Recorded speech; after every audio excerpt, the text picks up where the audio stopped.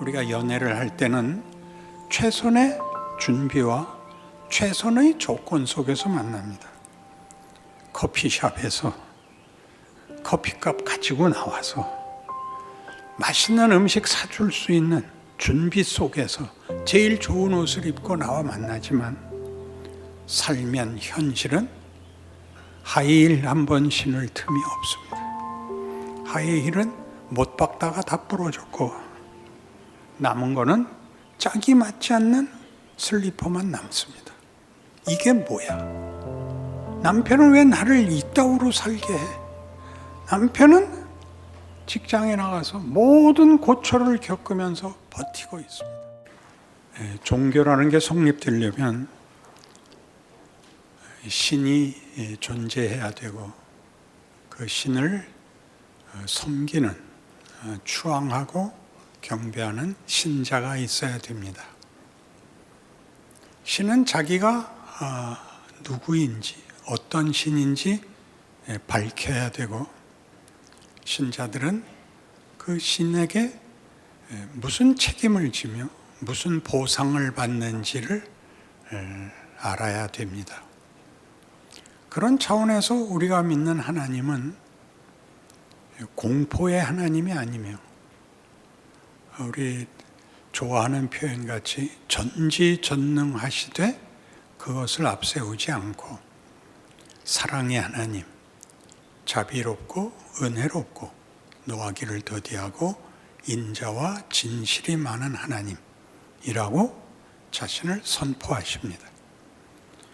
오늘 본문에도 보는 것 같이 너희는 다시 무서워하는 종의 영을 받지 아니하고 양자의 영을 받았으므로 우리는 우리가 믿는 신을 아버지라고 부를 수 있습니다.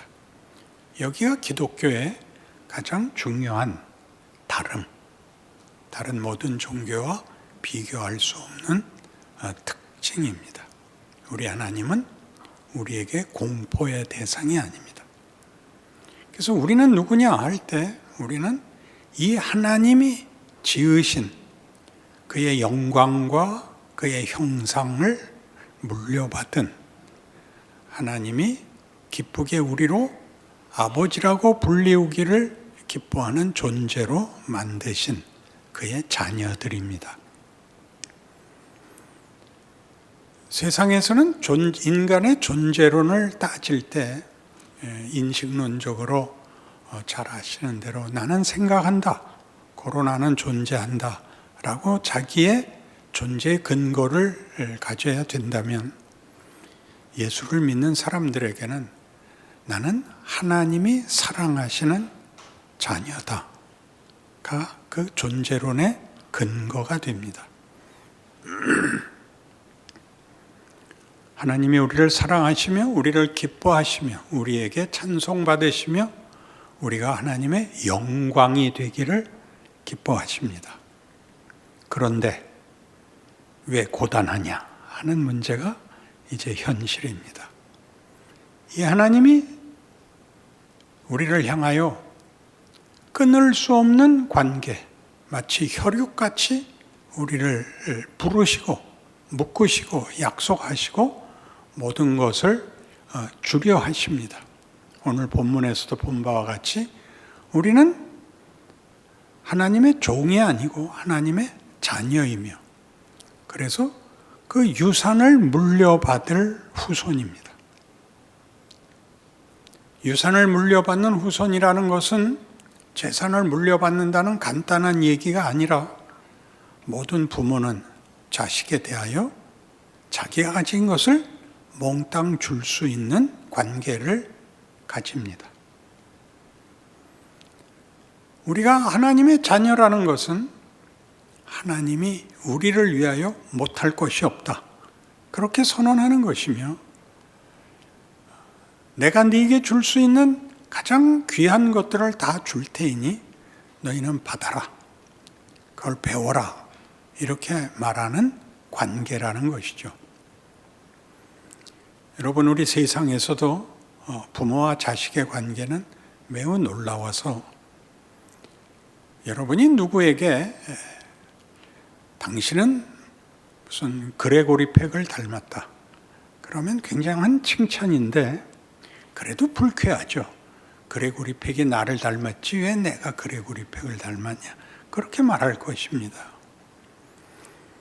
그래서 여러분을 칭찬할 때 누군가가 당신은 참 훌륭하다. 내 자식은 그만 못하냐. 그러면 평생 왼수가 됩니다.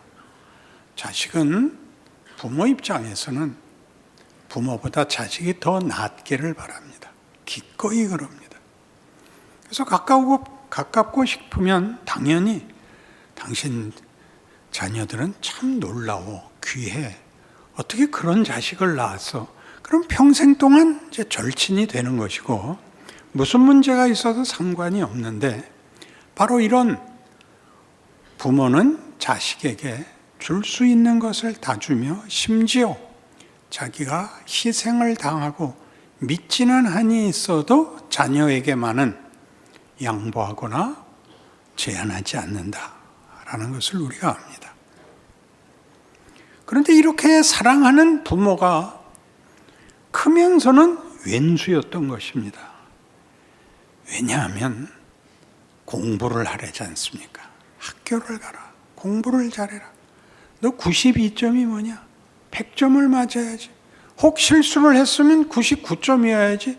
왜 79점이냐? 너 정신이 있냐 없냐? 들들 볶는 게 부모입니다. 야, 너 잠이 와?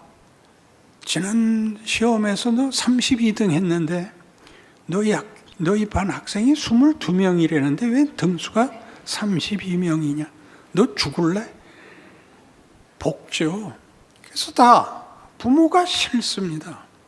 받는 혜택보다 당하는 닥달이 더 엄하기 때문이죠. 왜 그런다고 생각하십니까? 훌륭해지려는 거죠. 그러니까 우리 하늘 하나님이 우리를 들 볶는 이유는 딱 하나입니다.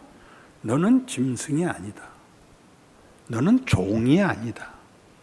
너는 나와 상관없는 존재가 아니다. 내가 모든 성실함과 열심과 가장 큰 힘을 기울여서 만든 존재고 그 결과를 보려는 아버지다. 그러니 넌 쉬울 수 없다. 그렇게 말하는 것이 사랑인 것입니다. 그러니까 사랑은 대강은 할 수가 없습니다. 사랑은 최선을 행하지 않는 한 사랑은 만족하지 못하며 할 수 있는 데까지 했으면 더 했다고, 더 하겠다고 덤비는 것이 사랑인 것입니다. 우리 지금 부모가 자식한테 한 얘기로는 이 뜻이 더 분명히 다 드러나지 않기 때문에 하나 더 가보죠. 현실적인 사랑이 무엇이냐에 대한 증거는 이것입니다. 에베소서 5장에서 성경은 부부에 관하여 이런 약속과 명령을 내립니다. 그러므로 사람이 부모를 떠나 자기 아내와 합하여 한 육체가 될지니 나는 그리스도와 교회에 대하여 말하노라. 결혼은 부모를 떠나서 남남이 만나는 것인데 그때 둘의 결합은 마치 그리스도와 교회가 연합된 것 같은 에베소서 1장 23절 같이 교회는 그의 몸이니 만물 안에서 만물을 충만케 하는 이의 충만이니라. 로 한 걸음 더 간다는 거죠. 부모가 자식에게 해준 것보다 하나도 상속자, 하나님의 모든 것을 이어받고 하나님보다 더 위대해지기를 바라는 분명히 모순적인 표현이지만 사랑은 이런 모순적인 표현까지 쓰는 것입니다. 거기에서 더 가는 것입니다. 만물 안에서 만물을 충만케 하시는 이의 충만입니다. 우리가 이 충만해 가는 일을 부부로 묶으셔서 우리가 시작할 때는 이 말씀대로 당연히 상대를 위해서라면 죽어도 좋아. 뭐라도 감수할 수 있어. 라는 것으로 부부가 묶입니다. 그러나 아까 자식이 크면서 부모를 이해하지 못하듯이 부부도 살면서는 내가 왜 이 사람을 택했을까 하는 과정을 거칩니다. 왜냐하면 우리가 알고 있던 사랑으로는 답이 나오지 않는 현실을 맞이하기 때문입니다. 우리가 연애를 할 때는 최선의 준비와 최선의 조건 속에서 만납니다. 커피숍에서 커피값 가지고 나와서 맛있는 음식 사줄 수 있는 준비 속에서 제일 좋은 옷을 입고 나와 만나지만 살면 현실은 하이힐 한 번 신을 틈이 없습니다. 하이힐은 못 박다가 다 부러졌고 남은 거는 짝이 맞지 않는 슬리퍼만 남습니다. 이게 뭐야? 남편은 왜 나를 이따위로 살게 해? 남편은 직장에 나가서 모든 고초를 겪으면서 버티고 있습니다. 나 하나 사는 거면 가지고 아무 데서나 자도 좋고 아무거나 먹어도 좋은데 이 아내 때문에 그럴 수도 없고 어떻게 나는 책임을 다할 수 있는가? 그래서 싸우죠, 밤낮. 아글아글 쓰고 싸우죠. 그건 상대에 대한 불만이 아니라 현실을 견뎌낼 수 없는 우리의 취약함에 대한 상대방에 대한 사랑의 기대에 대한 절망이, 후회가, 현실이 이렇게 분노의 말을 쏟아내게 합니다. 다행인 것은 그 정도에서 헤어질 수 없다는 것입니다. 헤어지는 게 더 괴롭기 때문에 그걸 견디고, 견디는 게 아닌, 사는 게 아닌 현실 속에서 어느 틈에 환갑이 넘고 이른이 되면 험한 소리 안 하기로 합니다. 불만은 남아있지만 험한 소리를 하면 더 손해다. 어차피 내가 잘못했다고 빌어야 끝나는 싸움인데 내가 참자. 그래서 아니 뭐라고?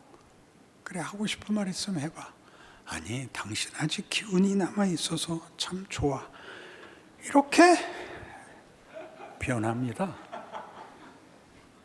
그리고 놀랍니다. 부모가 찾아와서 놀라죠. 넌 한 번도 누구에게 진 적도 없고 양보한 적도 없고 좋은 말도 한 적이 없는데 야, 너 마누라한텐 잘하더라. 어떻게 그렇게 됐니? 엄마 나도 몰라. 우리는 자기가 기대했던 사랑, 최고의 보상, 최고의 경지를 넘어섭니다.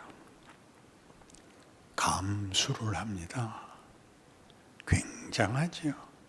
인간이 될 수 없는 지경에 갑니다. 이거는 코끼리도 할 수 없고 악어도 할 수 없고 무슨 늘 푸른 나무도 할 수 없는 것을 내가 하는구나라고 깨닫습니다. 여러분, 이 말이 여러분에게 낯설게 느껴지실 수 있는데 이건 하나의 그냥 현실적인 얘기를 예화로 드는 게 아니라 성경을 보시면 하나님은 아담에게 생육하고 번성하라. 이 세상을 다스려라. 그리고 다만 이 열매만은 먹지 마라. 라고 시작을 하십니다. 근데 딱 하나 하지 말라는 거 하죠. 그러자 하나님은 한 걸음 더 나오십니다. 아브라함을 부르셔서 그 사망으로 망할 운명밖에 남지 않은 세상에다 대고 내가 네게 복을 주어 네 이름을 창대케 하리니 너는 복의 근원이 될지라.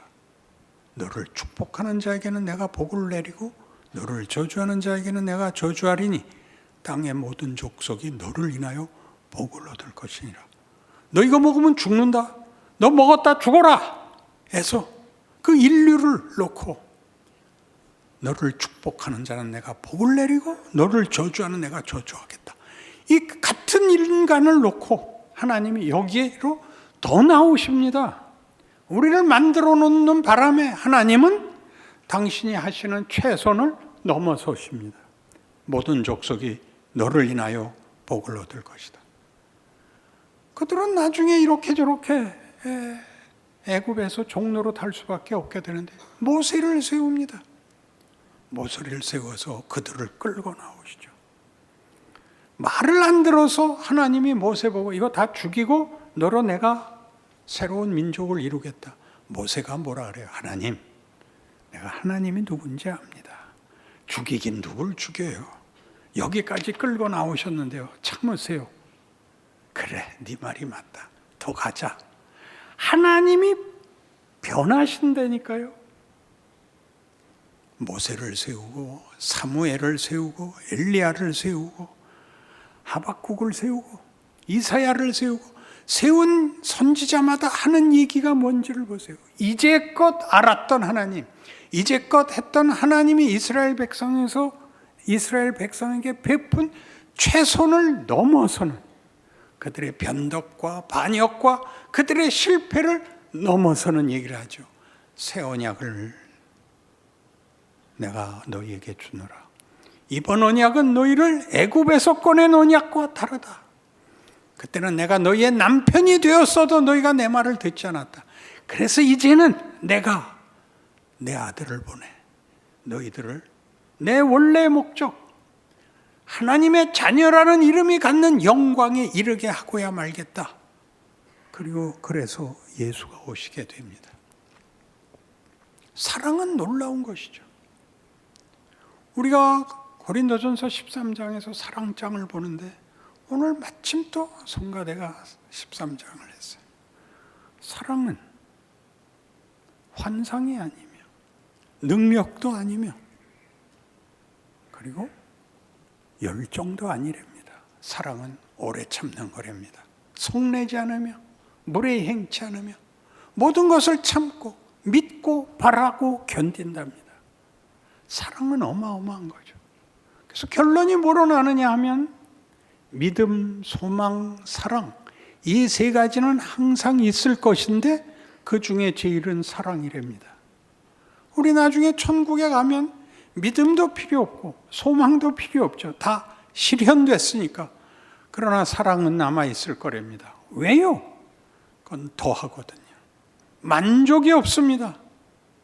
우리의 최선을 끌어내며 우리가 할 수 없었던 일을 할 수 있는 경지까지 사랑은 우리를 요구하고 이루고 맙니다. 여러분이 부부가 되어 처음에 가졌던 정열과 진심과 기대에서 얼마나 벗어나니 길을 벗어났다는 뜻이 아니라 범위와 한계와 실력에서 넘어섰는가를 보십시오. 지금 할 수 있는 최고의 그 자리가 뭐냐? 감수할 수 있습니다. 손해를, 억울함을, 못마땅한 것을 감수할 수 있습니다. 감수한다는 것은 다만 견딘다는 뜻이 아니라 그 지경에서도 사랑할 수 있습니다. 따뜻한 눈을 가질 수 있으며 축복할 수 있으며 수준에 맞지 않는 모든 정도와 자리에서 몸부림치는 자들을 위하여 기도할 수 있게 되는 것입니다. 이 세상은 정치와 경제로 돌아가는 것 같지만 하나님의 이 기다리심으로 인하여 돌아가는 것이며 다 망할 것 같지만 하나님이 창조와 구원을 승리를 위하여 준비하고 계시다는 사실 때문에 늘 소망을 갖고 바라봐야 하는 것입니다. 그 모든 것의 실제적인 내용과 실제적인 열매가 뭐냐? 에베소서 4장 13절식으로 얘기하자면 우리가 다 하나님의 아들을 믿는 것과 아는 일에 하나가 되어 온전한 사람을 이루어 그리스도의 장성한 분량이 충만한 데까지 이를 것이다. 이것이 하나님이 세상을 향하여 가지는 궁극적 목적으로서의 선포인 것입니다. 어디서 그 열매를, 증거를 확인해야 되나요? 교회죠. 교회. 교회는 그의 몸이니 만물 안에서 만물을 충만케 하시는 이의 충만이니라. 사람이 부모를 떠나 그 아내와 합하여 한 몸을 이룰지니 나는 그리스도와 교회에 대하여 말하노라. 여러분의 가정, 부부, 자식, 여러분이 몸담고 있는 나라, 세상, 현실 속에서 우리는 어떤 약속과 어떤 운명을 알고 우리의 존재와 책임을 누리고 있는지 알아야 되는 것입니다. 그래서 은혜란 공짜라는 개념이 첫 번째 특징이어서는 안 됩니다. 은혜란 하나님의 이 고집입니다. 하나님이 하나님의 사랑을 이루시게야 말겠다라는 고집입니다. 우리를 불러 하나님 좋게 하자고 사랑을 논하는 것이 아니라 우리로 하나님의 영광의 찬송이 되게 하심으로 하나님의 만족은 하나님의 끝없는 사랑에 대한 그 의지는 우리로 항복해 하심으로 우리로 그 영광의 열매가 되게 하심으로 우리의 찬송 속에 하나님은 기쁨으로 우리와 마주하겠다. 이것이 기독교인 것입니다. 좋은 말로 할 때 이 명예와 영광을 누리시는 여러분들의 신앙 현실이기를 바랍니다. 기도하십시다. 하나님 아버지, 주의 사랑을 받은 자들이 모여 이렇게 주를 찬송하며 감사하며 예배합니다. 우리가 우리의 주어진 현실 속에서 이 사랑을 주고받는 우리의 역할을 믿음으로 지켜내게 하옵소서. 그 자랑과 그 영광을 나와 나를 만나는 모든 사람 앞에서 하나님의 영광으로 드러내는 귀한 인생인 줄 아는 충성과 승리가 늘 풍성하게 하옵소서. 예수님 이름으로 기도합니다. 아멘.